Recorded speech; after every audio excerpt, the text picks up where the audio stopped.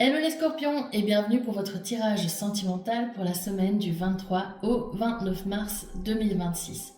Alors petite précision avant de commencer, il y a un gros chantier en cours dans ma rue depuis plusieurs mois. Donc il y a des camions, des gros outils qui font du bruit. Donc j'espère que ça ne va pas perturber cette lecture. Et si c'est le cas, je vous prie de m'excuser. Malheureusement, c'est pas des conditions très faciles pour enregistrer une vidéo, on va dire. Mais c'est indépendant de ma volonté. Donc j'espère que ça n'aura pas trop d'impact sur l'écoute de cette lecture et le visionnement de cette vidéo.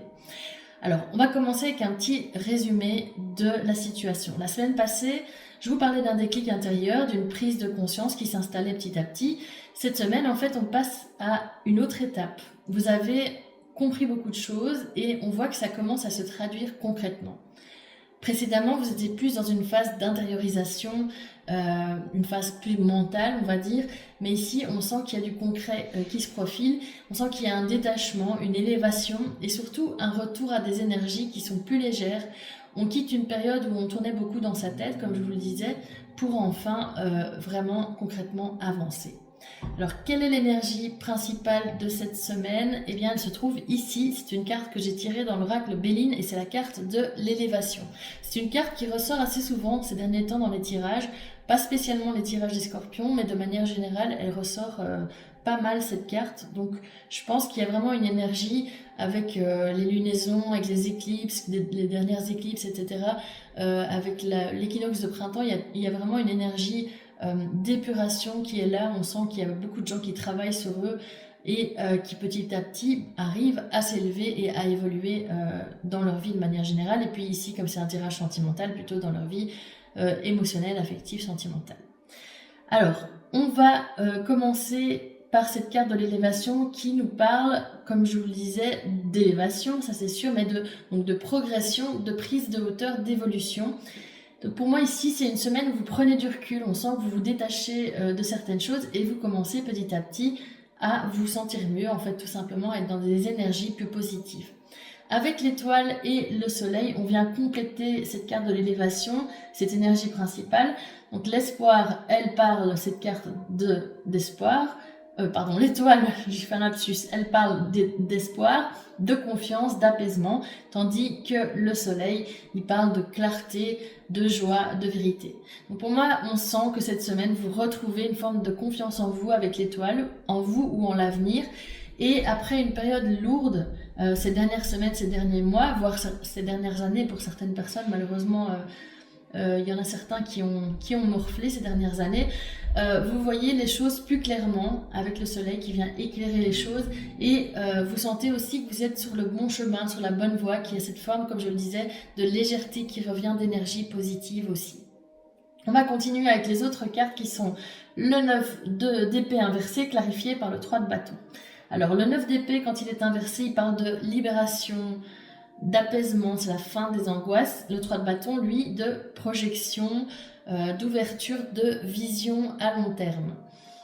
Alors, pour moi, ce qu'on peut dire ici, c'est que vous sortez d'un état où vous étiez vraiment beaucoup dans vos pensées, dans une forme de rumination, mais que justement, grâce à ce travail sur vous, etc., et cette élévation en cours, on sent que vous sortez petit à petit de ce stress, de ces doutes, et que vous recommencez à vous projeter avec le 3 de bâton.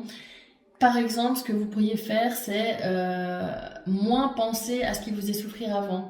Si vous étiez dans les ruminations par rapport à votre ex, ou même par rapport à des schémas que vous recommencez sans cesse, etc., on sent que vous pensez de moins en moins à ça, que vous vous libérez de ce poids, que vous êtes moins dans le mental par rapport à ça, et aussi que vous recommencez à envisager concrètement, par exemple, de vous remettre en couple, de rencontrer quelqu'un, ou simplement d'évoluer dans votre vie émotionnelle et sentimentale.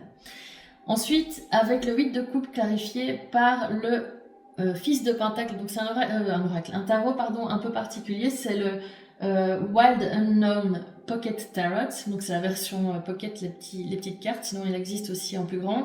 Et dans ce tarot-là, les cartes n'ont pas tout à fait les mêmes noms, mais donc le Sons of Pentacles, ça correspond au cavalier de pentacle. Donc on a le 8 de coupe clarifié par le cavalier de pentacle inversé. Le 8 de coupe, Et on le voit avec ce cow-boy ou cette cow-girl, on ne sait pas dire si c'est un homme ou une femme, qui avance et qui laisse les 8 coupes derrière lui ou derrière elle.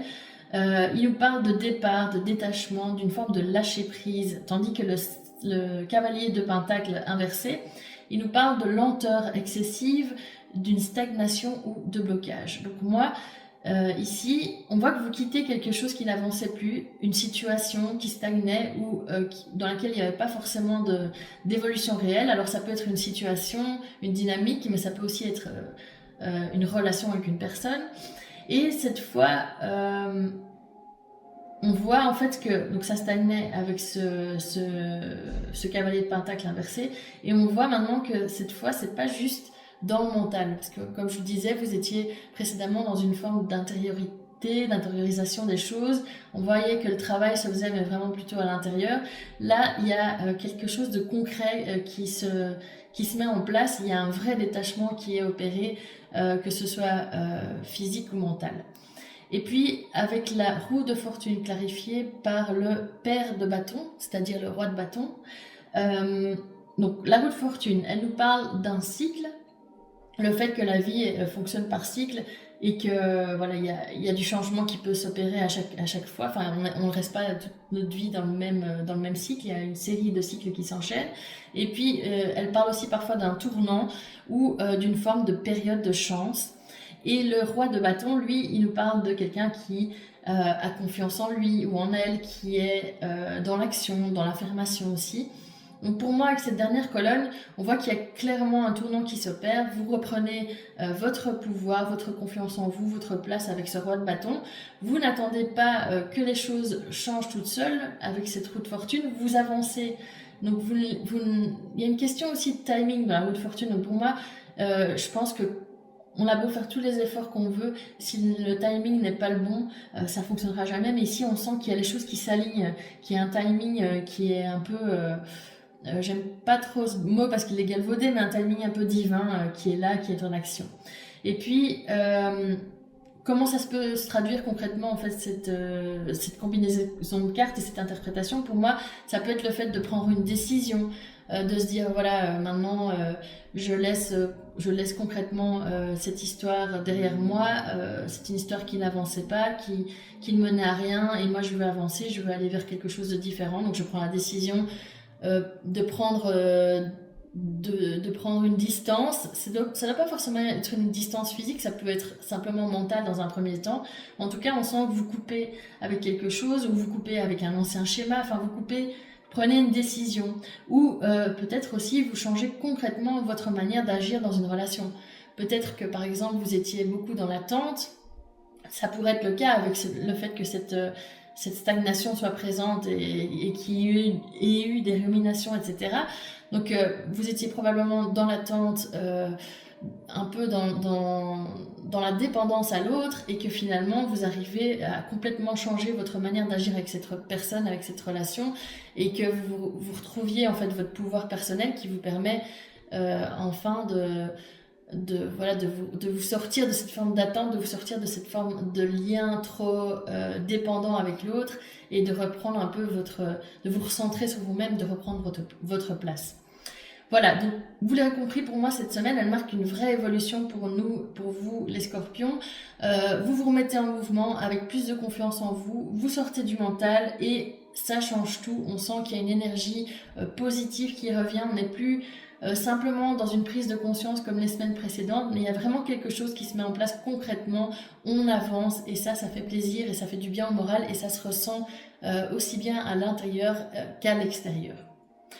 Alors, pour conclure ce tirage, j'ai décidé de tirer des baguettes divinatoires.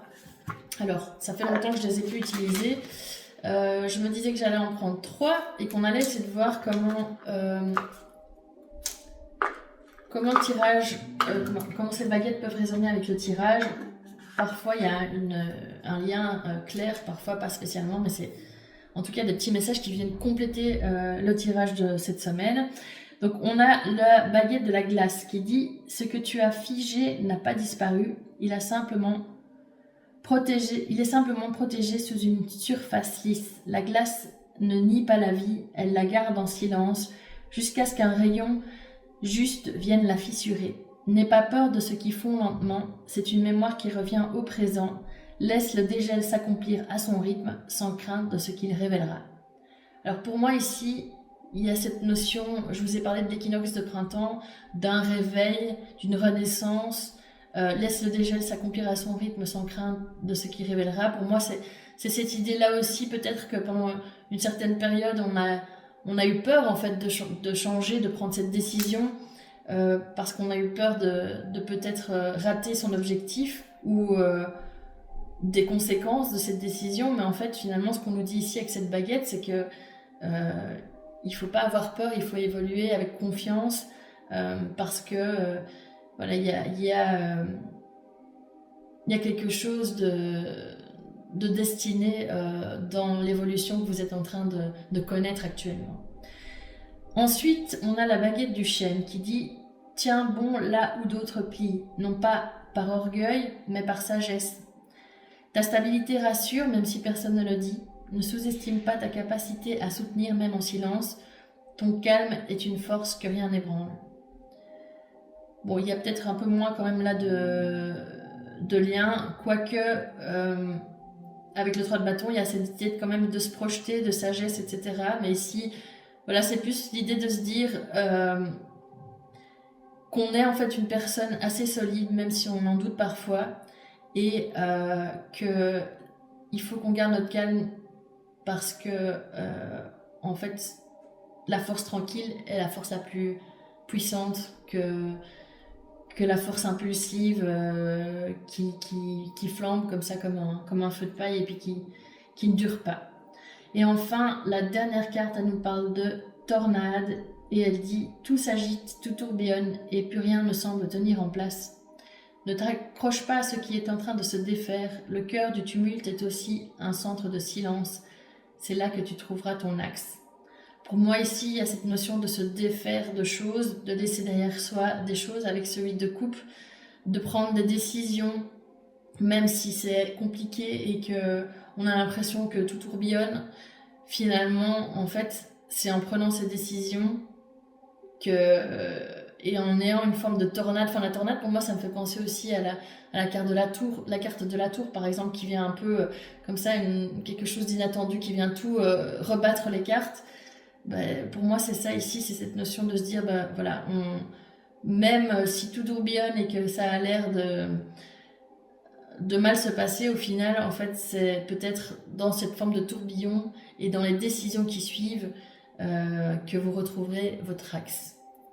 Donc pour moi, c'est 3 baguettes quand même qui parlent, enfin qui sont quand même assez bien reliées au tirage, peut-être un peu moins la deuxième. Je sais pas ce que vous en pensez. D'ailleurs, n'hésitez pas à commenter cette vidéo pour me dire si ce tirage résonne en vous ou pas. J'espère en tout cas que ça a été le cas, qu'il a résonné en vous. Et n'hésitez pas non plus à le liker, à le partager, et puis aussi à vous abonner à ma chaîne pour recevoir les prochains messages.